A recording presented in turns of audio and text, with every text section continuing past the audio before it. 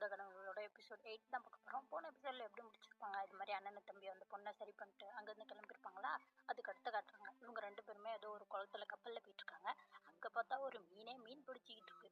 அதெல்லாம் பார்த்துட்டு தம்பியும் ஓட்டிட்டு வந்துட்டு இருக்கான். வீடு எங்கே இருக்கும், வீடு எங்கே இருக்கும், இங்கே தான் எங்கேயாச்சும் இருக்கும், கண்டுபிடிச்சிடலாம் அப்படின்னு சொல்லிட்டு அப்படியே கரைக்கு வந்துடுறாங்க. அண்ணன் சொல்லிட்டு இருக்கான், இப்படி நீ லூசு மாதிரி பேசிக்கிட்டு இருக்கத முதல்ல நிப்பாட்டு. ஏன்னா நம்மளுக்கு தெரியும் நம்ம வீட்டுக்கு போக மாட்டோம்னு சொல்லிட்டு நம்ம வசமாக தொலைஞ்சு போயிட்டோம். இங்கேருந்து வழியை நம்மளால கண்டுபிடிக்க முடியாது அப்படிங்கிற மாதிரிலாம் அண்ணன் சொல்லிட்டு இருக்கப்ப உடனே தம்பி சொல்றான், ஏன் இப்படிலாம் சொல்ற, நம்ம நினைச்சா எது வேணா நம்மளால செய்ய முடியும் அப்படிங்கிற மாதிரிலாம் அவன் பேசிட்டு இருக்கான். அண்ணன் சொல்லிட்டு இருக்கான், முதல்ல இந்த பிரச்சனை ஆரம்பிச்சதே ஒன்னாலதான் எல்லா பிரச்சனையுமே. நீ ஏதோ பிரச்சனை பண்ணி போய் தான் இது மாதிரி நம்ம தொலைஞ்சு போயிட்டோம். இப்போ வழி தெரியாம இங்கேயும் சுத்திட்டு இருக்கோம். நம்மளால இப்ப வீட்டை கண்டுபிடிக்க முடியாது.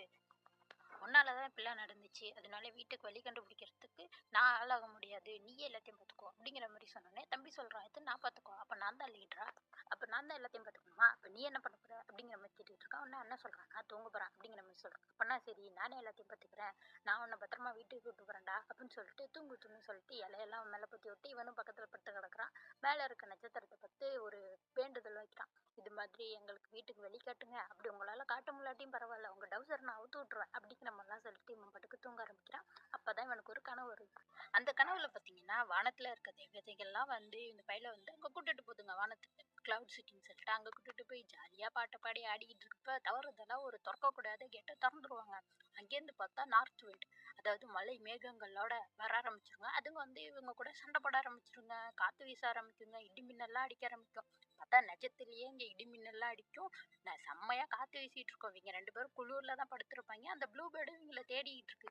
அப்பதான் கனவுல கட்டுறாங்க. கனவுலையா அந்த மேகம் வந்து தம்பியை துரத்திக்கிட்டு இருக்கும். ஆனா எப்படியா அந்த தம்பி வந்து அந்த மேகத்தை பாட்டில்ல அடைச்சிருவான். அடைச்சோன்னா அந்த சிட்டில இருக்க எல்லாருக்குமே ரொம்ப சந்தோஷம், அவனை பிடிச்சிட்ட அப்படின்ற மாதிரி சொல்லிட்டு இருக்காங்க. அப்பதான் பார்த்தா அந்த சிட்டியோட குயின் வர்றாங்க. அதாவது எல்லா தேவதைக்குமே ஒரு ஹெட் மாதிரி. அவங்க வந்துட்டு இவன்ட்ட சொல்றாங்க, நீ நல்ல வேலை பார்த்த, எங்க சிட்டியை காப்பாத்திட்ட, அதனால நீ என்ன விஷ் கேட்டாலும் நான் செய்வேன், சொல்லு என்ன வேணும் அப்படிங்கிற மாதிரி கேட்குறப்ப இவன் சொல்றான், நான் தான் இப்ப லீடரா இருக்கேன், ஆனா எனக்கு எப்படி வீட்டுக்கு போறதுன்னே தெரியல, உங்களால உதவி செய்ய முடியுமா அப்படிங்கிற மாதிரி கேட்குறான். உடனே அவங்க சொல்றாங்க, ஓ முடியுமே, இப்ப நீ சொன்னா உடனே உன்னை வீட்டுக்கு அனுப்பிச்சு வச்சிருவேனே அப்படிங்கிற மாதிரி கேட்குறாங்க. அப்பனா சரி, நான் போய் எங்க அண்ணனை கூட்டிட்டு வரேன் அப்படிங்கிற மாதிரி சொன்னா அவங்க சொல்றாங்க.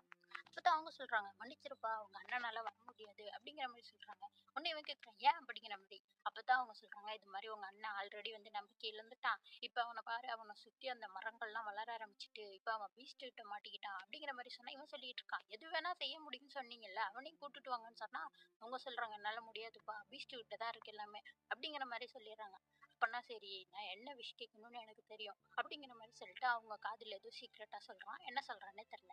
இப்ப இங்க காட்டுறாங்க, இது மாதிரி தூங்கிட்டு இருக்க அண்ணனை வந்து தம்பி எழுப்பிட்டு இருக்கான். அவன் சொல்றான், நான் தூங்குறேன் விட்றா அப்படிங்கிற மாதிரி சொன்னோன்னே தம்பி சொல்றான், சரி சரி நீ தூங்கு, எனக்காக இந்த தவக்கலையை மட்டும் பார்த்துக்கோ, நான் போயிட்டு வரேன், குட் பை அப்படின்னு சொல்லிட்டு இவன் பாட்டுக்கு நடந்து போயிட்டு இருக்கான். அங்கதான் பீஸ்ட் நின்றுட்டு இருக்கு.